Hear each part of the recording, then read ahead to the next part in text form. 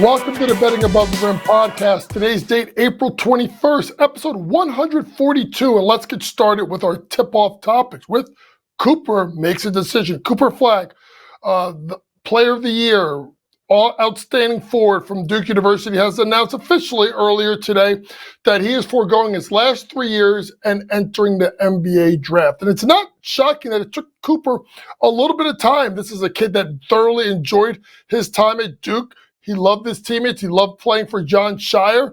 And I think he generally wrestled with the fact of, do I stay another year and try and win a national championship?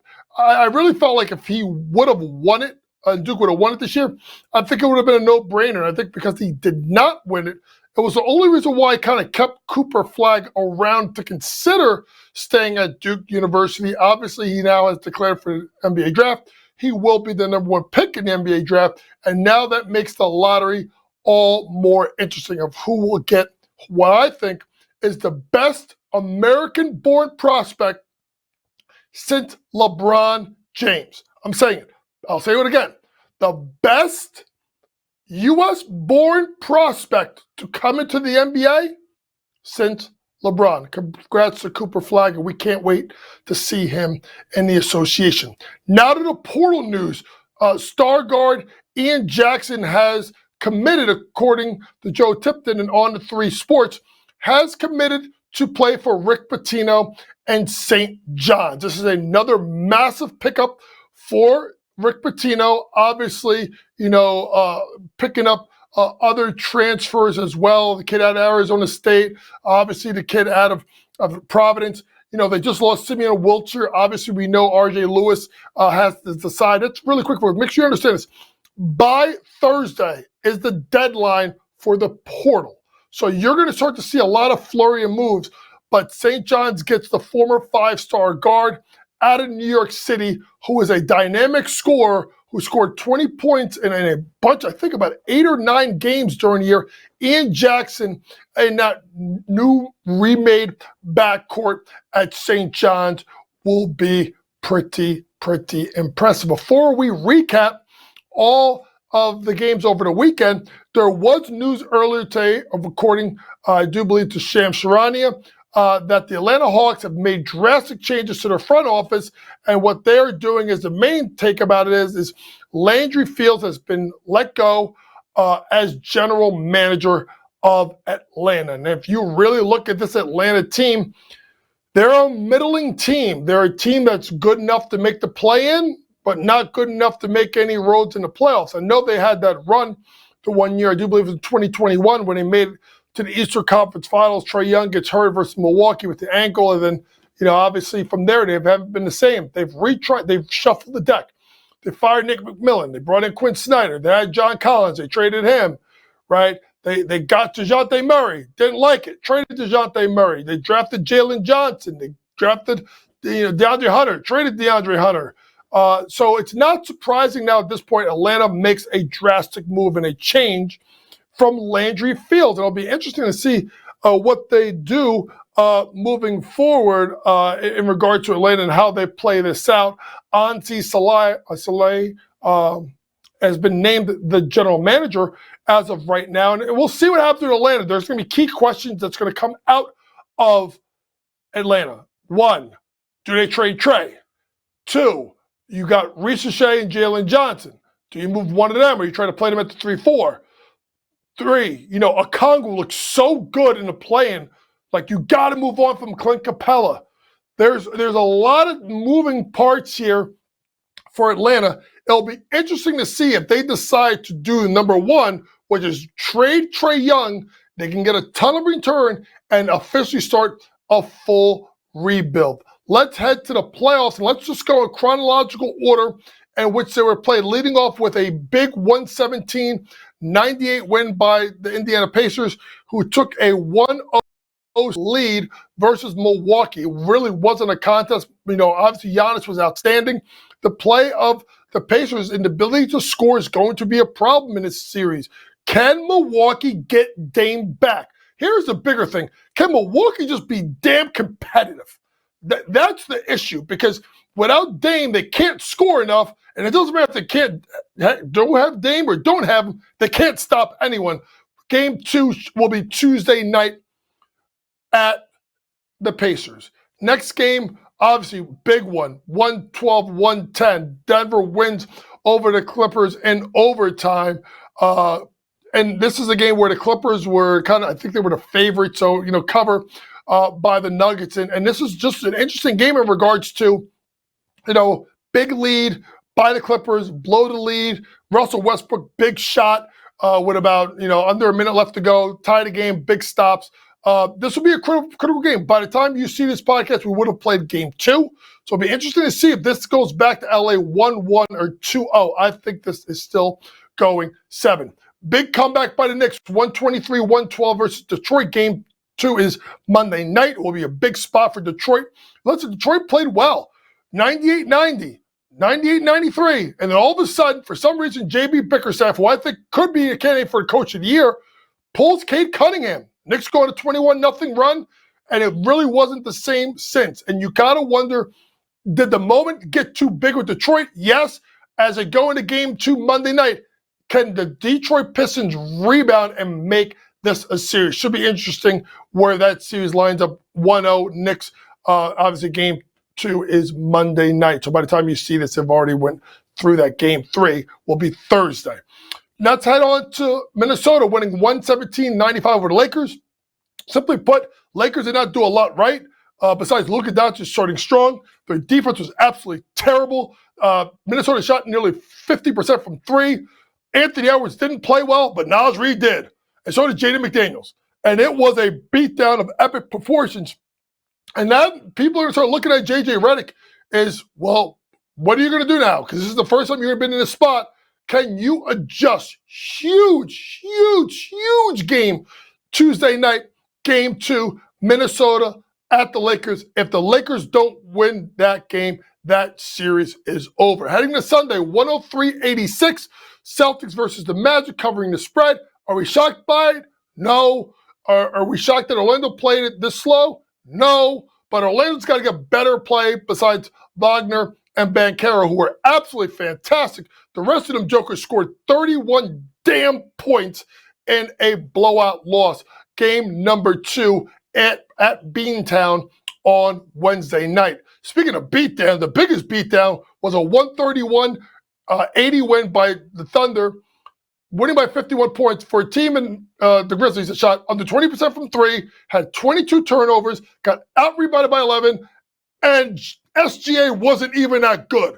You want to talk about non-competitive series? People want to talk about getting rid of play-in. Maybe we need to get rid of the 8 seed, because this 8 seed got their ass kicked. Let's see what happens in game number 2, which will be Tuesday night at OKC. Speaking of beatdowns, here's another beatdown. 121-100 by Cleveland over Miami. Obviously covering the spread.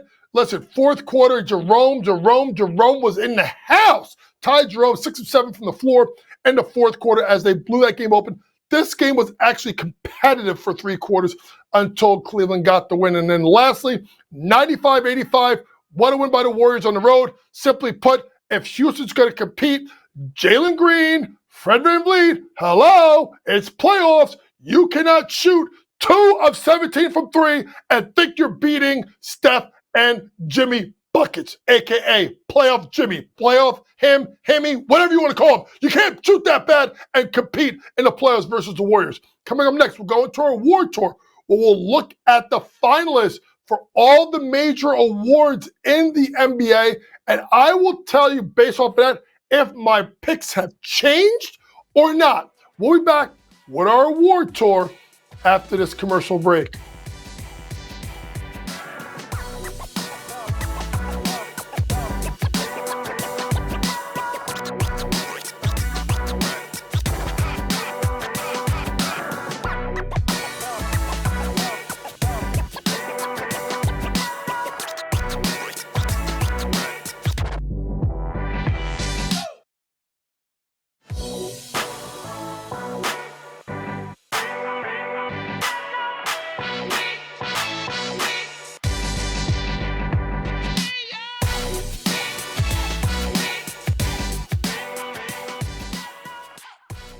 Welcome back to the Betting Above the Rim podcast, episode 142, and it's time to get into our award tour. We break down the future markets. I figured that now that the NBA has released its finalists for all major individual awards, that the best way to look at this is look at the finalists and see what I think. Shop around. You probably can't get anything now, but this is more about looking at what I picked and where we move forward. First off, Clutch Player of the Year, Jalen Brunson, New York Knicks. Anthony Edwards, Minnesota Timberwolves, and Nikola Jokic from the Denver Nuggets. This is such a hard award to figure out. But to me, I'm going with Brunson. This is a guy that has the critical ball in his hands in the fourth quarter, has hit big shot after big shot. And even though they have guys like Cat on his team, he sent Tibbs' style of late game, put the ball in the wing, give the ball to Jalen Brunson, one-on-one, big shot after big shot. Jalen Brunson is my choice for Clutch Player of the Year. Let's head to the Defensive Player of the Year award, which got interesting. What Victor Wembanyama went out with the blood clots. Thank goodness, it sounds like he's going to be okay. By the way, speaking of okay, let's say a prayer for Greg Popovich, who passed out, I do believe, over the weekend at a restaurant in San Antonio. We need Pop back. We need him back healthy soon. Well, let's get back to Defensive Player of the Year award, where after Wembanyama went out, Dyson Daniels, Atlanta Hawks, Draymond Green, Golden State Warriors, Evan Mobley, Cleveland Cavaliers. This is going to be interesting because if you believe the media or his podcast, it's going to be Draymond. Draymond basically talked himself into being a finalist. He should not win it. It shouldn't be close. Evan Mobley, obviously, is the top defender or one of the top defenders for the best defensive team. But to me, it's Dyson Daniels. This is a Dyson Daniels that plays on an Atlanta Hawks team that really doesn't play any defense. So to me, I'm looking at, obviously, Dyson Daniels to be Defensive Player of the Year. And if anybody listened to me, and Matt knows this, I called this about 2.5 months ago.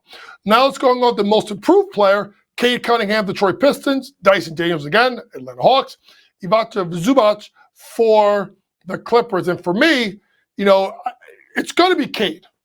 Do I think it should be Cade? Absolutely not. Because I have a major problem with getting a Most Improved Player to a guy that's a number 1 draft pick. Cade always had stats. He just wasn't healthy.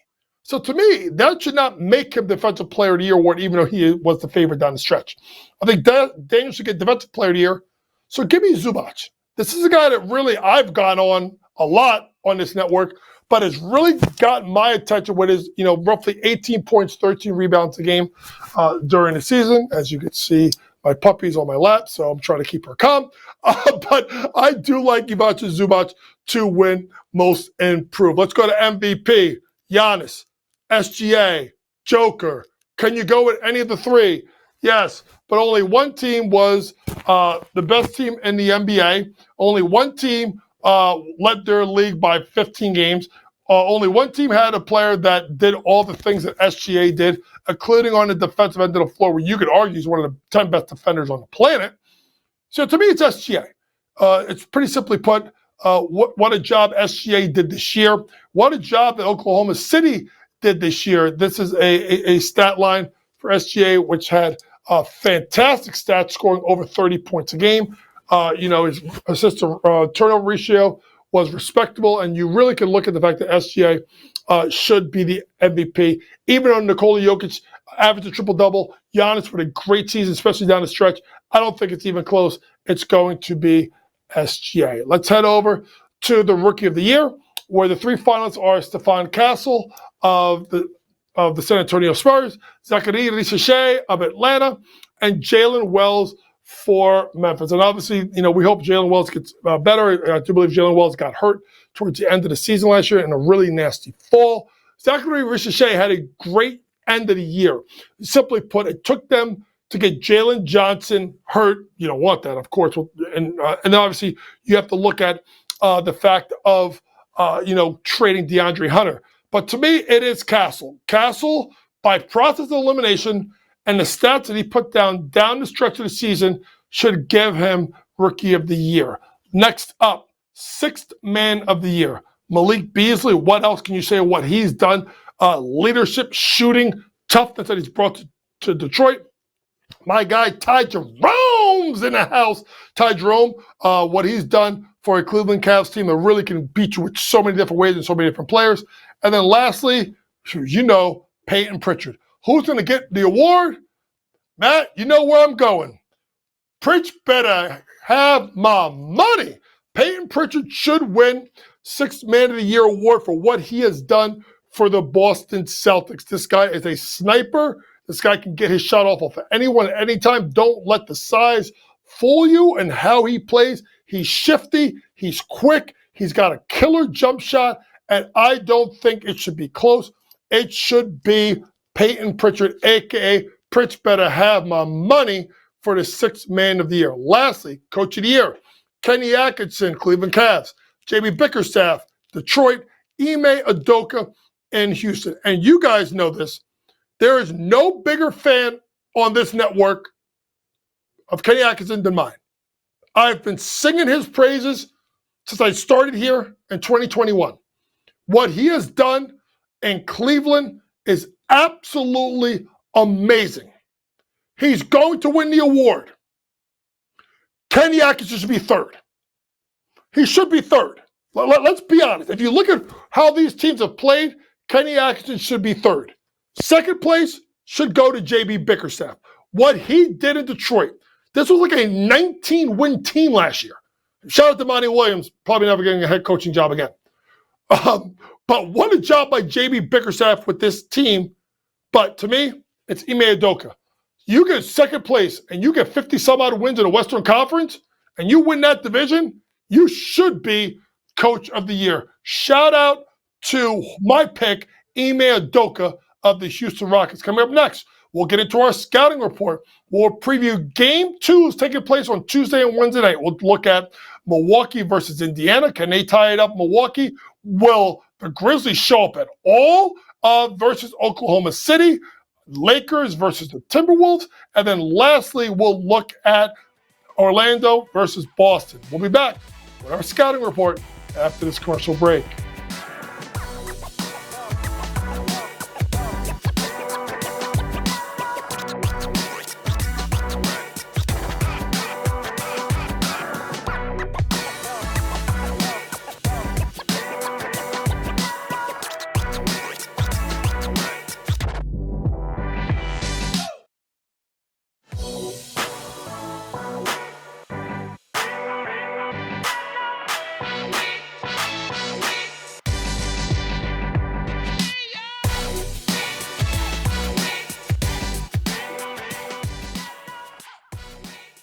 Welcome back to the Betting Above the Rim podcast, episode 142, and it's time to get into our scouting report. What we're going to do with the scouting report is we're going to look at games that are being played Tuesday and Wednesday, and we're going to look at series odds, as obviously all the odds have shifted since game number one. Let's start off with the first game being played Tuesday night, and that's Milwaukee at the Pacers. The Pacers right now are minus 280 favorites to win the series. Bucks at plus 230.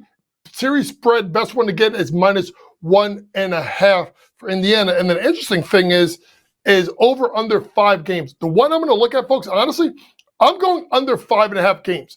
I just look at this Indiana team playing really well, their best basketball, and I just don't believe until they get Dame back, they're not going to be able to score enough Milwaukee. And if you really think about it, folks, when Dame comes back, he's going to help them offensively, and he's going to kill them defensively. So the best bet I would look at is under 5.5 games in Milwaukee versus Indiana. Next one, OKC versus Memphis. Oh my God, minus 10,000 for the series winner. Yeah, we kind of know this series is over. OKC minus 3.5 games, over under 4.5 games. Simply put, whatever gives you the better bargain, and it's probably going to be the same number.